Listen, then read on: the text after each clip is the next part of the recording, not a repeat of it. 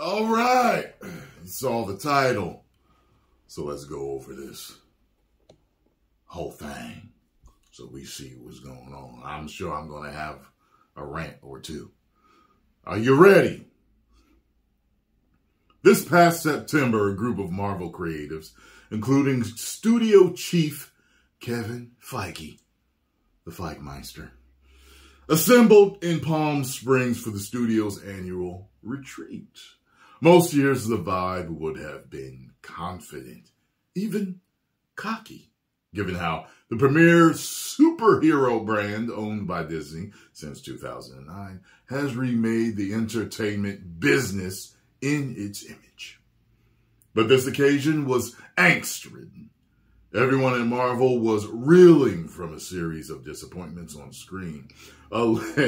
I'd say a legal scandal involving one of its biggest stars, Jonathan Majors, and questions about the viability of the studio's ambitious strategy to extend the brand beyond movies into streaming. The most pressing issue to be discussed at the retreat was what to do about Majors, the actor who had been poised to carry the next phase of the Marvel Cinematic Universe, but instead is in a high-profile trial in New York later this month on domestic violence charges. The actor insists he is the victim, but the damage to his reputation and the chance he could lose the case has forced Marvel to reconsider its plans to center the next phase of its interlocking slate of sequels, spin-offs, and series around Major's villainous character, Kang the Conqueror. So, after it came out that the judge was like, no, we're taking this to trial.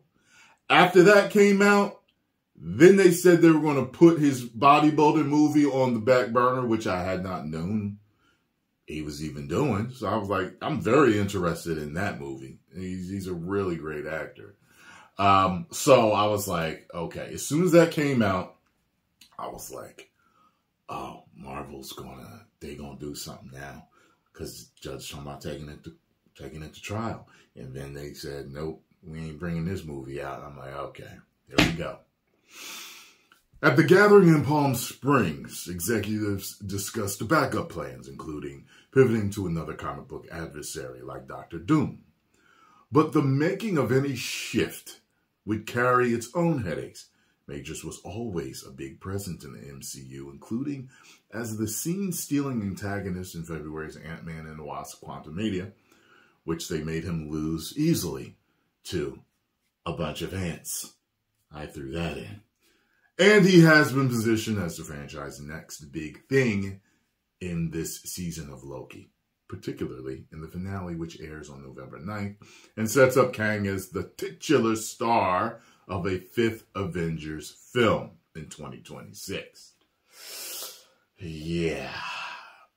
Marvel is truly, effed, as you will, it says, with the whole Kang angle, says one top deal maker who has seen the final Loki episode, and they haven't had an opportunity to rewrite until recently because of the strike.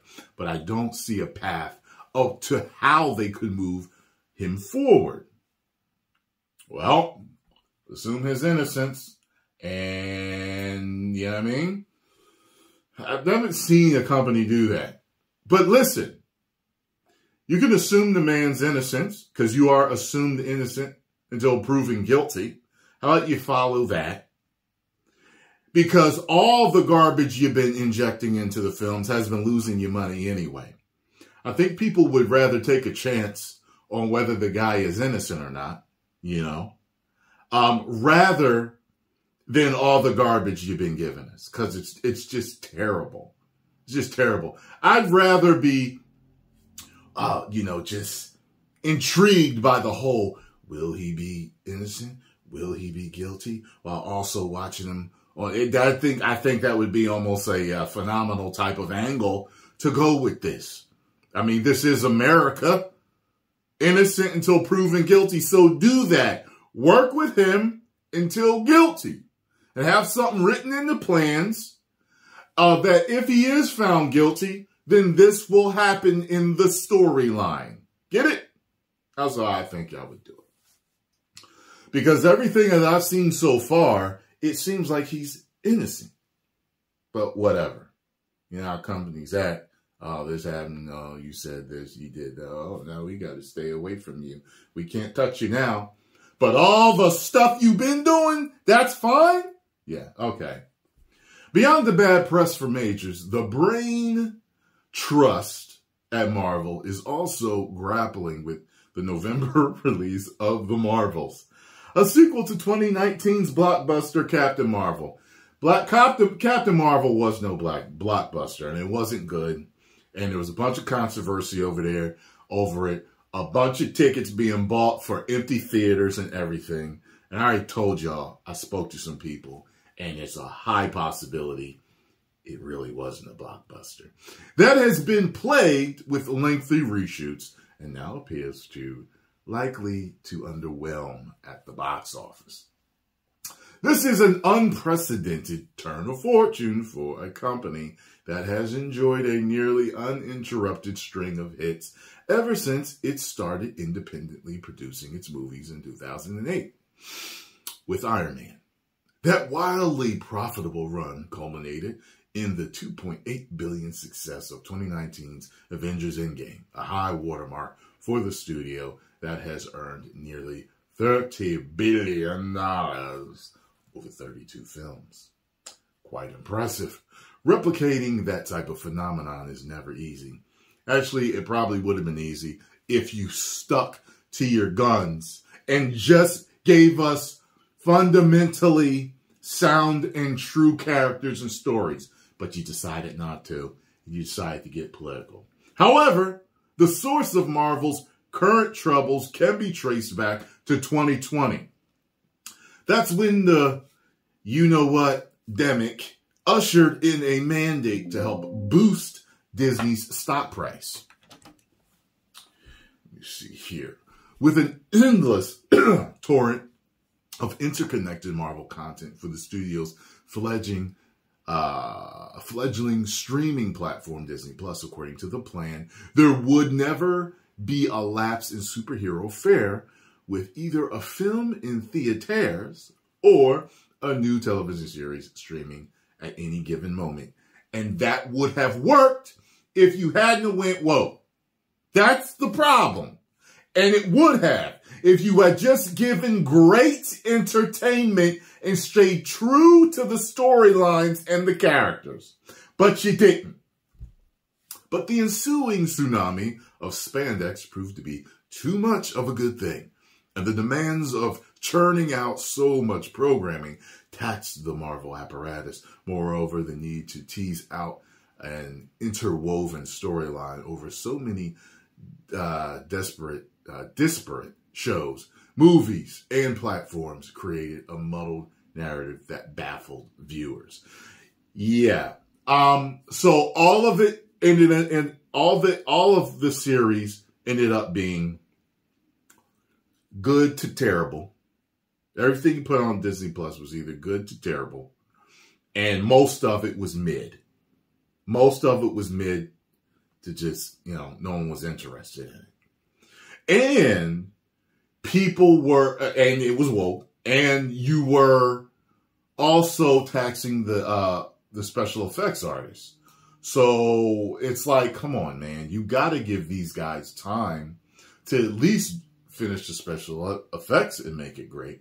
But even then, it just would have been a good-looking garbage can of films and series.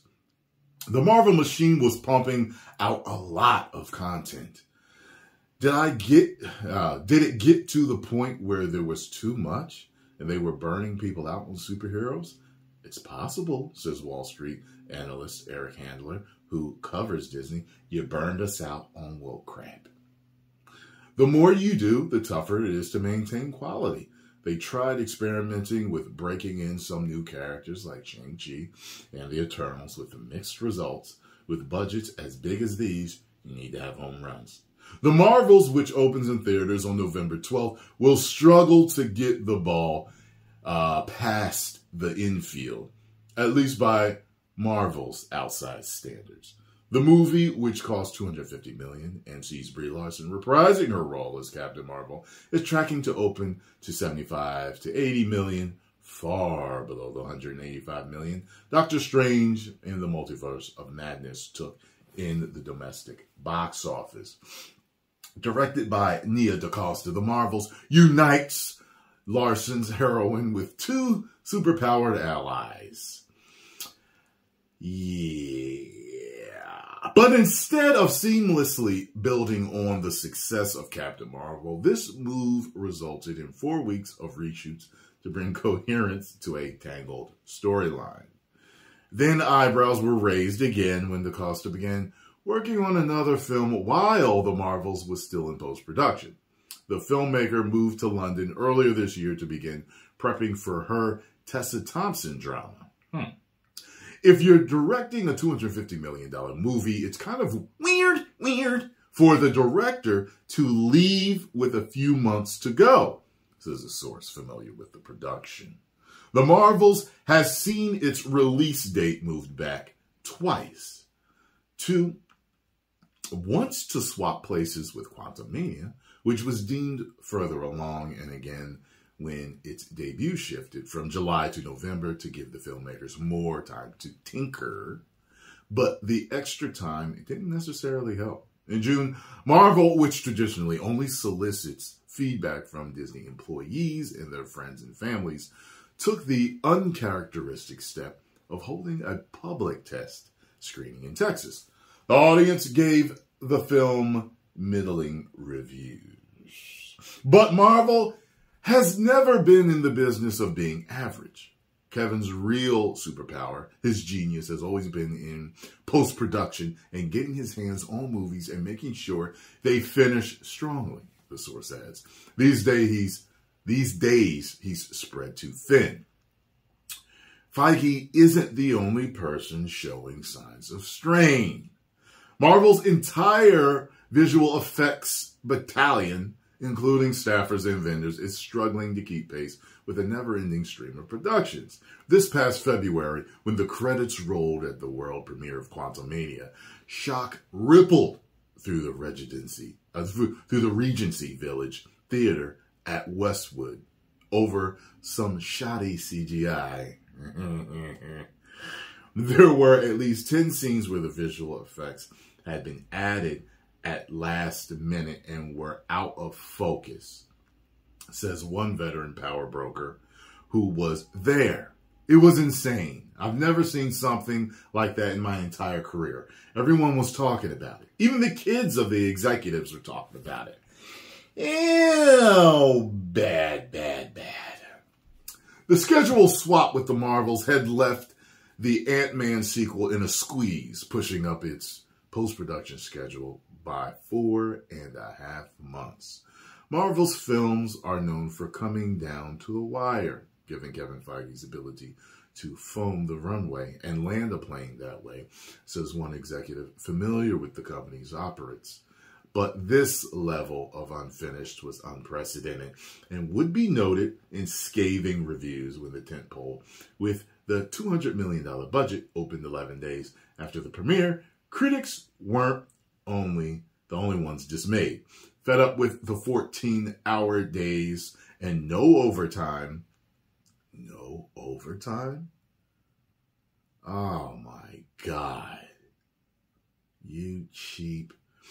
Marvel visual effects workers voted unanimously to unionize in September, sparking an industry-wide trend. Wow. Pay them what they are worth. That is not right. This year, 2023, was the straw that broke the camel's back, says former Marvel Studios visual effects assistant coordinator Anna George, who appeared before the Congressional Labor Caucus on October 19th to testify about the studio's untenable deadlines and working conditions.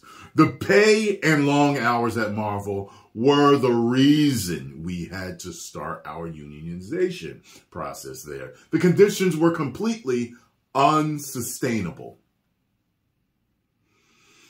Disney's top brass, including newly returned CEO Bob Iger, was said to be apologetic about Marvel's visual effects troubles. 1 month after the Quantumania premiere debacle, the guillotine fell on Victoria Alonso, who oversaw the studio's physical production, post-production, visual effects, and animation.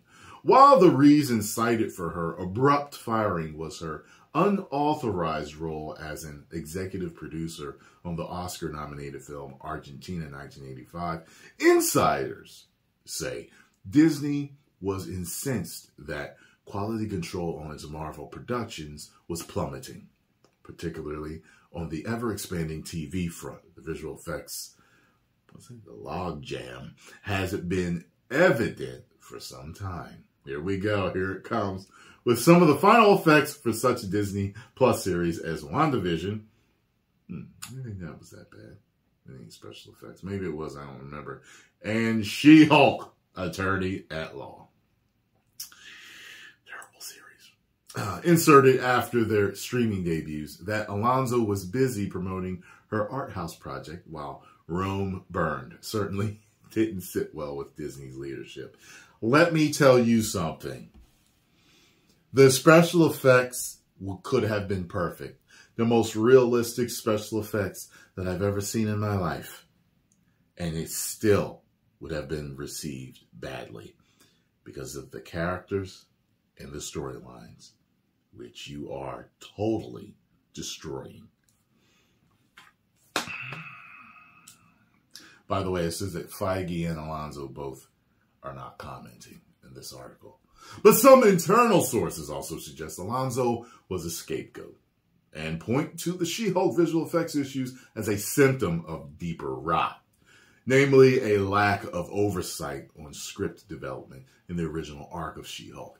A flashback of Tatiana Maslany's transformation into her Hulk character didn't take place until episode 8, the penultimate episode. But after Marvel's Brain Trust watched footage, it realized the scene needed to happen in the pilot episode so that the audience could see more of the character's backstory early. That meant that the visual effects team was tasked with fixing the mess in the post-production. Well, see, with a character like the Hulk, first of all, that transformation into that monster is what people tune in for. And the devastation and the fighting and stuff that ensues after. And you're going to save it till episode 8? The so-called bad visual effects we see was because of half-baked scripts, says one person involved with She-Hulk. That is not Victoria. That is Kevin. And even above Kevin. Those issues should be addressed in pre-production. The timeline is not allowing the Marvel execs to sit with the material. All the while, Marvel was bleeding money with a single episode of She-Hulk, costing some $25 million, dwarfing the budget of a final season episode of HBO's Game of Thrones. I can't believe that. But without a similar zeitgeist bang. The August 2022 series premiere of the El Capitan Theater foreshadowed what was to come 6 months later at Quantumania. The She-Hulk special effects were out of focus in multiple scenes. There are signs that the flood of product is leading people to tune out. That's not what's making people tune out. I'm not prepared to call it a permanent fall, but based on the numbers that go with Marvel's podcasts, Marvel-based articles, friends who do Marvel-based video coverage, all of these numbers are significantly down, says Joanna Robinson, co-author of the New York Times bestseller, MCU, The Reign of Marvel Studios, who is a writer and podcaster at The Ringer. The quality is suffering. In 2019, at the peak, if you put Marvel Studios in front of something, people were like, oh, that brand means quality. That association is no longer the case because there have been so many projects that have felt half-baked and undercooked. Yeah, we know what it's felt. It begins with a W, and it sucks. And that's the reason why people are no longer interested. People don't want to watch. And to tell you the truth, what's happening now with Disney with me and all their IPs that they own that I like is that the same thing that happened with WWE with me. And those of you know that it took me years to stop watching the WWE. You know, I complained for years. I had stuff to say, irritated with the product and the way Vince was going with it. And then there was just one day where it was like, I'm done giving you enough time. And WWE knows this with their fans, that many, including myself, have left and have not returned and don't want to return. We have no interest in it. Last thing I enjoyed was that Rock return when he came back and did his thing. But that was it. I don't care. I don't care about anything that they do anymore. And it's starting to get to that right now, Disney. Right now. It's starting to get there with you and all the movies and the television shows that you are destroying. The IPs, the characters that you are destroying. And not just in my eyes, in the eyes of most of the fans. We're not interested. So now there's going to come a day where I'm just going to be fully done with Marvel and Disney. I'm just going to be done. I'm not going to want to deal with it no more. I'll just be reviewing other things because this is, and clearly they know that they have a problem, right? Clearly. As public criticism mounts, Feige is pulling the plug on scripts and projects that aren't working. Oh, really? Case in point, the Blade reboot. I keep forgetting how to pronounce his name, but he signed on for the role of the vampire. Things looking promising for 2023 release date, but the project has gone through at least 5 writers, 2 directors, and 1 shut down 6 weeks before production. One person familiar with the script says that the story was at a point morphed into a narrative led by women, and Blade was relegated to the 4th lead. A bizarre idea, considering that the studio had 2-time Oscar winner Ali on board. Yes, ridiculous. A 2-time Oscar winner should be the centerpiece of his own series. Amid reports that Ali was ready to exit over the script issues, Feige went back to the drawing board and hired Michael Green, the Oscar-nominated writer for Logan. Okay, to start anew. Speculation around town is that the studio is looking to make the film, now slated for 2025, on a budget of less than $100 million. Well, it's possible. Look at Creator. Look at the Creator. So, with Iger publicly acknowledging the downside of a Marvel TV glut that diluted focus and attention, yeah, you didn't connect nothing really. You didn't really connect it the way we were used to. The quality was down with the special effects. It was super woke. It was all the garbage that we didn't need. The keepers of the comic book empire are considering some dramatic moves, the sources say. There have been talks to bring back the original gang for an Avengers movie. That is desperation. And it don't smell good, Marvel. But you know what? Hey, I'm up for getting the gang back together if you do it right and don't woke it up. This would include reviving Robert Downey Jr.'s Iron Man and Scarlett Johansson's Black Widow, from whom were killed off in Endgame. Just bring them from alternate dimensions, or have Tony's AI be him, or I don't know. That shouldn't be a stumbling block in comic books. Beloved characters are often killed off, only to be resurrected again thanks to the power of things like the multiverse. But the studio hasn't yet committed to the idea. If it were able to bring those actors back, it wouldn't come cheap, sources say. Downey's up front was $25 million for Iron Man 3. Well, so? You want to make money or not? Okay, then. Bring them back. And bringing them back, whether fans think that that is cheap, way to write them in, time travel, whatever multiverse, I don't care. Because what I've been getting, it will be way better than. It happens in the comics all the time, and fans use that stuff. Well, it happened in the comics. Just because something happened in the comics doesn't make it a good idea. But in this instance, I'll definitely take it because I am sick. I've had it up to here with everything we've been dealing with as fans of a franchise that we have supported for so long and just seeing it destroyed. It's like watching somebody you know, a friend or family member, slowly drink themselves to death or gamble themselves into poverty. It's like what are you doing? Are you serious? You're going back to the casino tonight. Oh, you're feeling hot.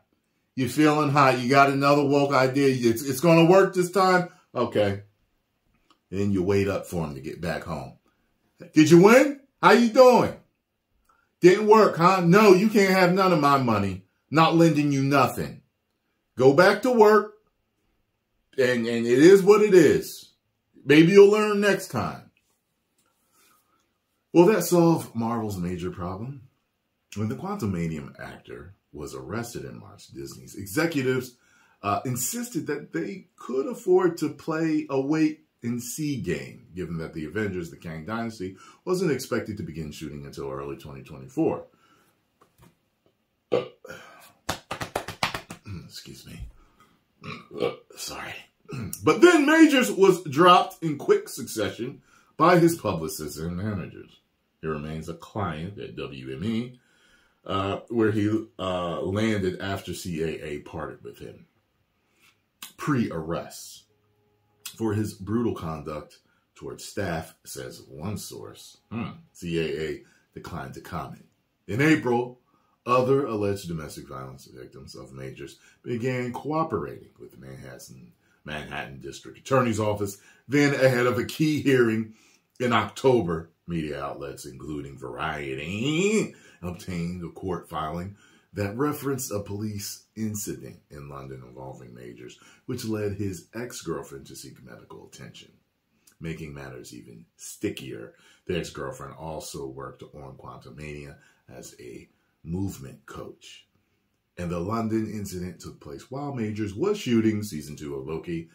On October 25th, a new judge denied Majors' motion to dismiss the case, which ensures that the actor will stand trial in late November.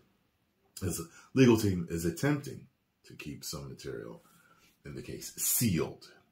The studio source noted that regardless of the actor's legal issues, Marvel already had considered moving away from Majors-led Phase because of the box office performance of Quantumania, which will struggle to make a profit. It gave people pause, given that Quantumania didn't exactly land, the source says.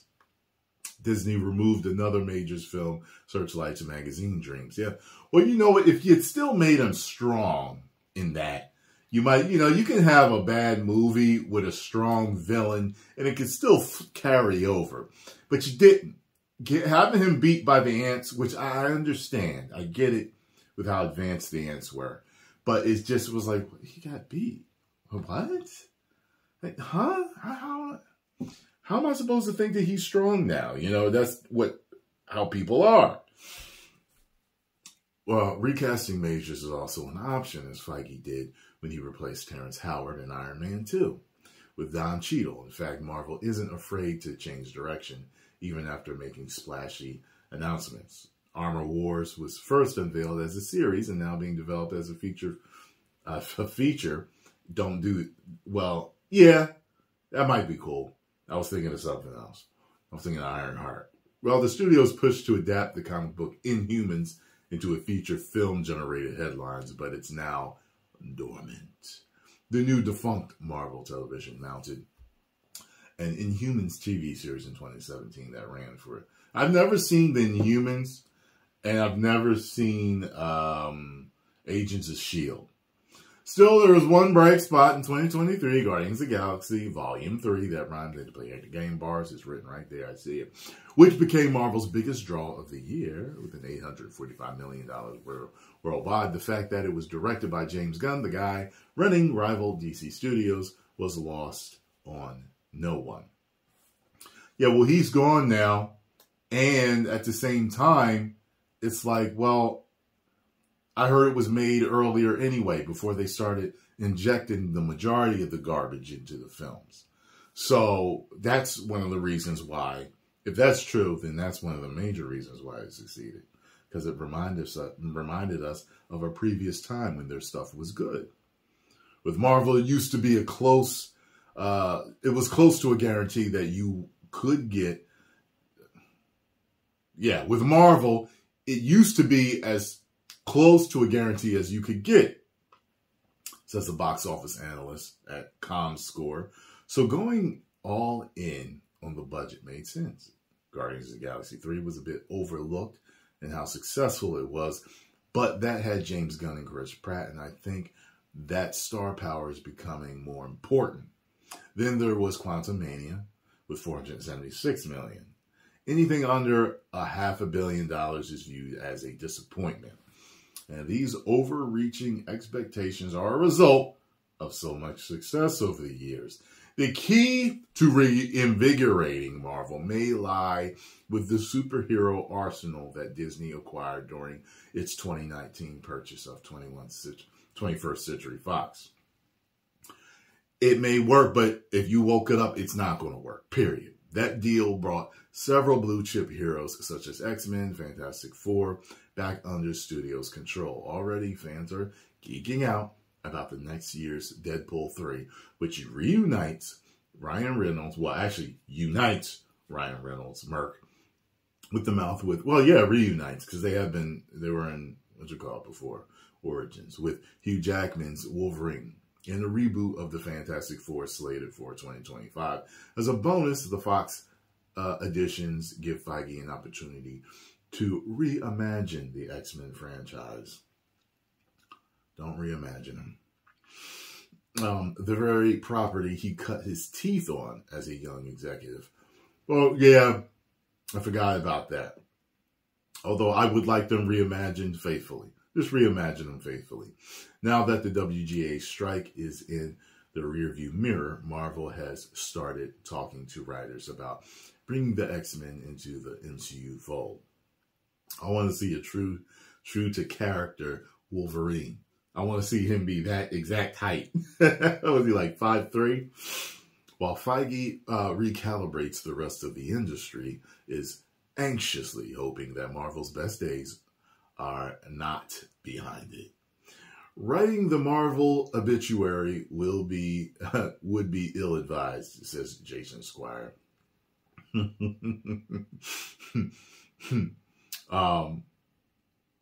Yeah, well, whatever. The fact of the matter is, oh, Lord, they have got some work ahead of them. I'll tell you this, Marvel, Disney, the fact that I haven't left means there's a bunch of other fans still haven't left. Don't let us get to the point that we did with WWE. Post comments down below. Let me know what you all think. If you enjoyed my reading and rant and thoughts on this, make sure you hit the like button, subscribe, and share.